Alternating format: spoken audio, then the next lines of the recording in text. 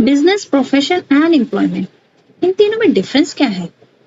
Hello everyone, my name is Neha and welcome to my channel study 24/7। आज हम class 11 commerce BST का chapter 1 business, trade and commerce और you can say nature and purpose of business पढ़ेंगे और ये भी जानेंगे कि बिजनेस, प्रोफेशन एंड एम्प्लॉयमेंट में क्या डिफरेंस है।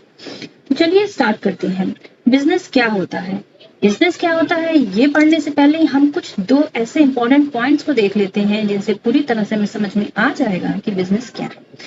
हम अपने लाइफ में कितनी सारी एक्टिविटीज परफॉर्म करते हैं जिन्हें हम ह्यूमन एक्टिविटीज भी कहते हैं। Multifarious activities we perform in our life. Commerce में इन्हीं एक्टिविटीज को 2 पार्ट्स में डिवाइड कर दिया जाता है। पहली होती है हमारी इकोनॉमिक एक्टिविटीज, दूसरी होती है हमारी non economic activities. Economic activities का पर्पस क्या होता है? मनी अर्न करना। सबसे पहला पर्पस उनका यही है कि मनी अर्न करना। इकोनॉमिक मतलब ही होता है कि मनी इन्वॉल्व, मनी अर्न करना। जैसे आपके फादर जॉब करते हैं, मनी अर्न करते हैं, उन्हें सैलरी मिलती है और आपकी और अपनी लिवलीहुड के लिए ये मनी अर्न की जाती है, से ही हम इकोनॉमिक एक्टिविटी कहते हैं। जैसे एक टीचर जॉब करती है जिसके बदले में उन्हें फीस मिलती है, सैलरी मिलती है। एक डॉक्टर भी अपनी सर्विस प्रोवाइड करता है, पेशेंट को देखता है, उसको मेडिसिन प्रोवाइड करता है जिसके बदले में उसे फीस मिलती है। तो वो सारी एक्टिविटीज जो ह्यूमन मनी अर्न करने के लिए करता है वो सारी ही एक्टिविटीज हमारी इकोनॉमिक एक्टिविटीज में आती है। मनी इन्वॉल्व जहां होता है वो इकोनॉमिक हो जाता है। इनकम के लिए जो काम किया जाता है वो सब हमारा इकोनॉमिक एक्टिविटीज में होता है। जैसे टीचर, डॉक्टर, शॉपकीपर भी शॉप पे अपना सामान बेचने के लिए ही बैठा है तो उससे भी उसको अर्निंग होती है, तो वो भी उसकी इकोनॉमिक एक्टिविटीज होती है। आइए देखते हैं non economic activities. Non economic activities वो होती है, सिंपल मीनिंग है, जो मनी इन्वॉल्व नहीं होता। वो एक्टिविटी जो विलिंगली की जाती है, इमोशनल और सोशल नीड्स के थ्रू की जाती है। जैसे कि अगर आपकी मदर है, घर पे फूड कुक करके आपको दे रही हैं तो वो एक लव है, affection, out of love, out of affection में की जा रही है, तो उसके लिए उनको कोई सैलरी थोड़ी पे की जा रही है। वो उनकी एक नॉन इकोनॉमिक एक्टिविटीज हुई। वो अपनी इच्छा से, अपने अफेक्शन से, अपने लव से आपके लिए कुक करती हैं, तो वो एक्टिविटीज नॉन इकोनॉमिक एक्टिविटीज में होती है। नो मनी यानी नॉन इकोनॉमिक एक्टिविटीज। एग्जाम्पल्स में देखिए, हेल्पिंग पुअर को हेल्प करना एक एक्टिविटी है बट नॉन इकोनॉमिक, क्योंकि इसके बदले में कोई पुअर हमें फीस या सैलरी नहीं दे रहा, बिकॉज वो पुअर है, वो कहाँ से देगा? हम विलिंगली उसकी हेल्प कर रहे हैं। किसी चैरिटी में वॉलंटियर करना, कई सारे ऐसे चैरिटी शोज होते हैं, आप उसमें खुद ही वॉलंटियर किया कि नहीं हम हेल्प करेंगे उन सबकी, तो वो भी एक नॉन इकोनॉमिक एक्टिविटीज में आ गया। हाउस होल्ड वर्क, जैसे हमने भी आपको बताया, आप भी अगर घर में हाउस होल्ड हेल्प करते हैं मदर की, तो वो भी नॉन इकोनॉमिक एक्टिविटी, आप हेल्प कर रहे हैं अपनी मदर की। तो ये जो सारी एक्टिविटीज होती हैं वो सेटिस्फैक्शन और ड्यूटी के लिए किया जाता है। जैसे ये हमारी ड्यूटी है पढ़ना है, you have to study. In future अगर आपको मनी अर्न करनी है, अपने इस नॉन इकोनॉमिक एक्टिविटी को इकोनॉमिक एक्टिविटी में कन्वर्ट करना है, तो अभी आपको पढ़ना है, तो ये आपकी ड्यूटी है और आपकी ये ड्यूटी नॉन इकोनॉमिक एक्टिविटी में आती है। आई होप आप इन दोनों एक्टिविटीज में डिफरेंस समझ लेंगे। अब आते हैं हम बिजनेस पे। बिजनेस वर्ड का सिंपली मीनिंग होता है बिजी, किसी काम को करने में बिजी है। बट कोई भी काम बिजनेस में नहीं आ जाता। मेन इसका होता है जैसे कि जो लोग वेरियस एक्टिविटीज करते हैं, वेरियस एक्टिविटीज यानी कौन सी किस तरह की एक्टिविटीज की जाती हैं? Selling goods, exchange of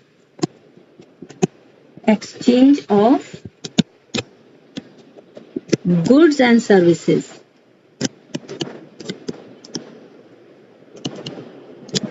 goods and services के एक्सचेंज में लिए किए जाते हैं, यानी कि हम कोई, जैसे यहाँ पे हम कोई प्रोडक्ट है उसको प्रोड्यूस कर रहे हैं, ठीक है, हमने अपना बिजनेस खोला, हमने उस प्रोडक्ट को प्रोड्यूस किया, या तो हम उसको बना रहे हैं अपनी फैक्ट्री में तब जाके कस्टमर्स को प्रोवाइड करा रहे हैं, या हम मैन्युफैक्चरर से ले रहे हैं फिर हम उसको अपने पास लेकर तब जाके हम कस्टमर को प्रोवाइड करा रहे हैं। एक तरह से हम जो बिजनेस कर रहे हैं, हम क्या कर रहे हैं? हम मैन्युफैक्चरर कस्टमर के बीच का काम कर रहे हैं, एक तरह से मीडिएटर बने हुए हैं।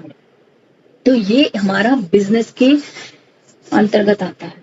और कोई भी काम बिजनेस नहीं होता। जैसे अगर कल हमने कुछ अपना सामान किसी को सेल कर दिया, कार है हमने उसको बेच दिया, अब एक बार सेल कर दिया तो ये थोड़ी ना हो गया कि भाई हम बिजनेस पर्सन हो गए। नो, रेगुलर बेसिस पे जब काम होता है, रेगुलर बेसिस पे सेलिंग ऑफ गुड्स होता है, एक्सचेंज ऑफ गुड्स सर्विसेज होती है, तो वो बिजनेस में आता है। ठीक है, रिस्क भी होता है बिजनेसेस में, यानी कि आपका रिस्क भी होता है, यानी कि जरूरी थोड़ी ना जो बिजनेस खोला आज ही चल गया, 2 महीने लग जाएंगे उसको चलने में। जो आपने इतना सारा प्रोडक्ट अपने बिजनेस में या शॉप भी खोली है, बहुत अच्छा सा लगाया है, जरूरी नहीं उसी वक्त ही कस्टमर आके ले जा रहा, नहीं नहीं समझ में आ रहा, नहीं ले जा रहा, तो रिस्क भी होते हैं। तो हम इन कैरेक्टरिस्टिक्स के थ्रू समझते हैं कि बिजनेस एक्टिविटीज क्या होती है, और आपको और क्लियर हो जाएगा। सबसे पहला पॉइंट है and economic activity. Economic activity जैसे हम एग्जांपल लेते हैं, कोई शॉपकीपर से सामान सेल कर रहा है, प्रॉफिट कमाता है, ठीक है, इकोनॉमिक एक्टिविटी होगी, भाई मनी अर्न कर रहा है, वो शॉपकीपर शॉप पे बैठा है सामान बेचने के लिए, मनी अर्न करने के लिए, तो उसने बेचा और वो शॉपकीपर को उसके बदले में मनी मिल गई, तो ये इकोनॉमिक एक्टिविटी जैसा हमने अभी समझा था। दूसरा होता है हमारा production and procurement of goods and services. Production तो जैसे हम खुद ही, कोई मानो हमारे ब्रेड की बेकरी, हमारे मतलब ब्रेड का बिजनेस है, मतलब हम ब्रेड बनाते हैं, ठीक है, हमारे यहाँ ब्रेड बनता है, हम उसको बेकरी में देते हैं, तो हम उसको ब्रेड का प्रोडक्शन कर रहे हैं।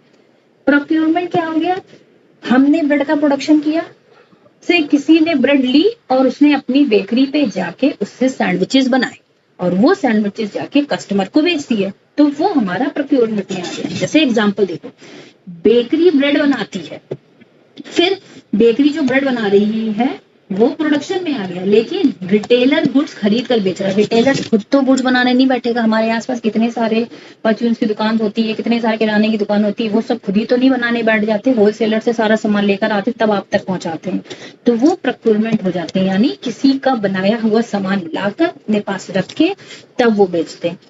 अगर खराब भी हो गया सामान तो उसके रिटर्न में भी उन्होंने चेंज करके आपको दिया, तो वो सर्विसेज में भी आ जाता है।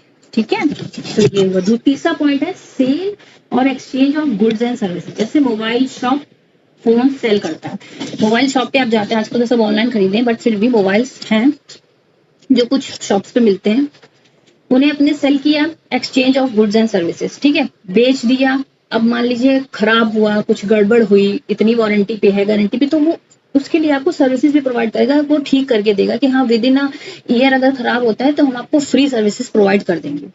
तो ये हमारा sales of goods and services का एग्जांपल हुआ, यानी हमसे मतलब बेचना, हमने बेच दिया, ठीक है, मोबाइल को बेच रहे हैं और विद इन अ ईयर कोई प्रॉब्लम होती है तो उसकी सर्विस भी प्रोवाइड कर रहे हैं उसको। और सर्विसेज, कुछ सर्विसेज ऐसे भी हमारे होती है, जैसे कि हम किसी बार्बर शॉप पे जाते हैं तो वो हमारे हेयर कट करके देता है, तो वो एक तरह से सर्विस प्रोवाइड कर रहा है, हमें सर्विस ही तो दे रहा है, कुछ दिख थोड़ी नहीं, कटिंग कर रहा है, वो सर्विस कर रहा है, हम उसको फीस पे कर रहे हैं, तो हम फ्री में तो नहीं करवा रहे हैं, फीस पे कर रहे हैं, उसको दे रहे हैं, तो हमें सर्विस कर रहा है, हेयर कट करके दे रहा है, वही चीज है।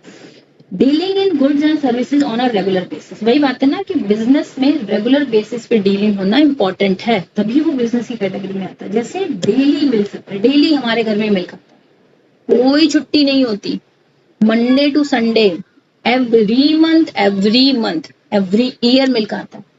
कभी कदा कुछ इमरजेंसी हुई भी तो नहीं आया, मुझे तो नहीं लगता मेरे को कोई इमरजेंसी होती भी होगी, तो डेली ही आता है। हम ही लोग कभी मना कर दे, मतलब आज मत लाना, आज अवेलेबल नहीं है, खैर, तो ये डेली होनी चाहिए, डेली बेसिस पे, यानी आज दे दिया अब नहीं देना, डेली बेसिस पे ये होना चाहिए, तभी ये हमारा बिजनेस होता है। प्रॉफिट अर्निंग, कंपनी प्रोडक्ट बेचकर प्रॉफिट अर्न करती है, कंपनीज है, प्रोडक्ट ट्रस्ट, भाई अच्छा फोन है, सिक्योरिटी प्रॉपर है, तो ये सब चीजें हम प्रॉफिट अर्न करके देते हैं।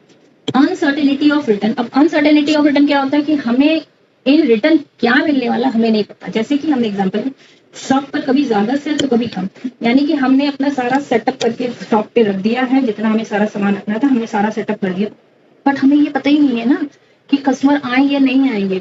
आज मानो बहुत आ गए कस्टमर, नेक्स्ट डे बिल्कुल नहीं आए, फिर बिल्कुल नहीं आए, 4 दिन तक तो कोई कस्टमर नहीं आया, तो ये अनसर्टेनिटी है कि रिटर्न में हमें नहीं पता प्रॉफिट आएगा कि नहीं आएगा, हमें तो ये भी नहीं पता कि कितने दिन तक आने हैं, जो हमने जितना लगाया है हमारा पूरा कवर हो जाए, जो हमने सारा अपना पैसा लगाया वो सब कवर हो जाए, वो चीज हमें नहीं पता, हमें अपने रिटर्न हमें सर्टन नहीं है कि क्या वापस हम तक आएगा कस्टमर, या जो हमने सामान खरीदा है उसका हमारा पूरा पूरा पेमेंट सही से हो पाएगा या नहीं हो पाएगा, इस बारे में कोई जानकारी नहीं होती। बट अगर कुछ पॉजिटिव चीजें हैं बिजनेस में तो नेगेटिव भी है भाई, प्रॉस एंड कॉस्ट तो सबके साथ है।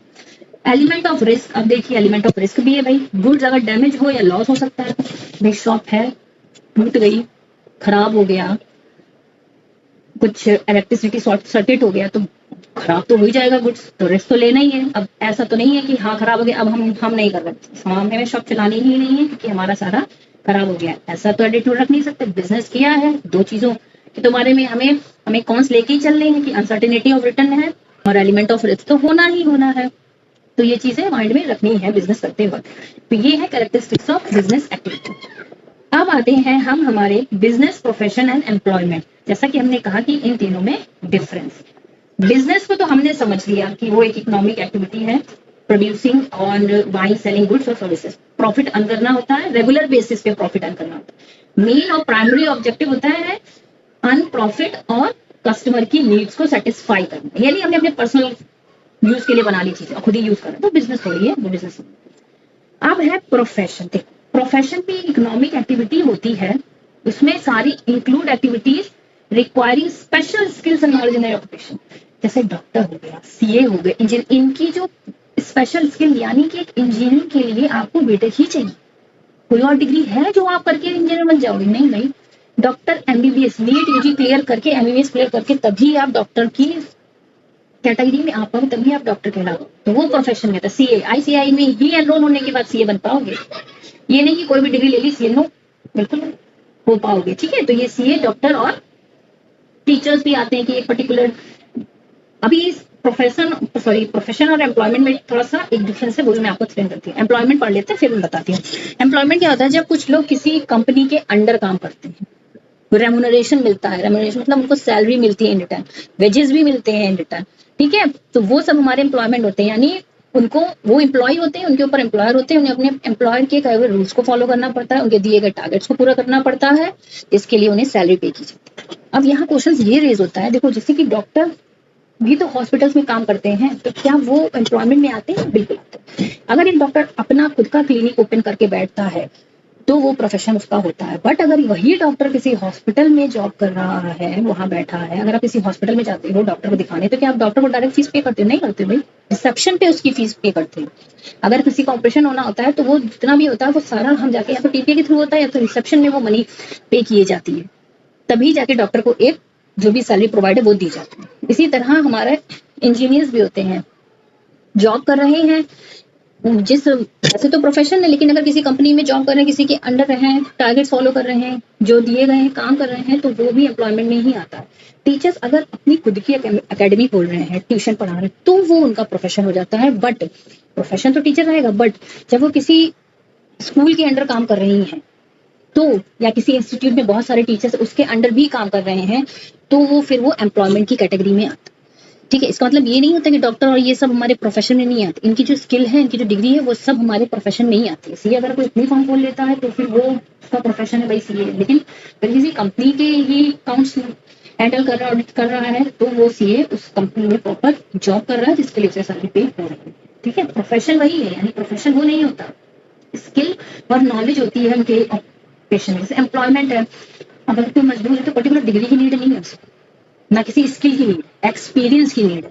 तो 4 बार एक काम को 3-4 बार करेगा उसको आ जाएगा। सीए डॉक्टर के साथ ऐसा है क्या कि 3-4 बार प्रैक्टिस की बन गया सीए, 3-4 बार प्रैक्टिस की बन गया डॉक्टर? नो, ऐसा नहीं है। प्रॉपर स्किल की जरूरत है, प्रॉपर डिग्री की जरूरत है। ठीक है, तो चलिए बिजनेस, प्रोफेशन और एम्प्लॉयमेंट में आई होप आप लोगों को डिफरेंस समझ में आ गया हो, और कैरेक्टरिस्टिक्स ऑफ बिजनेस एक्टिविटीज भी समझ में आई हो, और बिजनेस क्या होता है और ह्यूमन एक्टिविटी। हम हमारे नेक्स्ट वीडियो में बिजनेस, प्रोफेशन एंड एम्प्लॉयमेंट के डिफरेंसेस को और अच्छे से पढ़ेंगे, और characteristics of business, classification of business activities को भी पढ़ेंगे। Many more topics we will study in our next video. Till then, bye, take care, and please like and subscribe my channel Study 24/7. Thank you.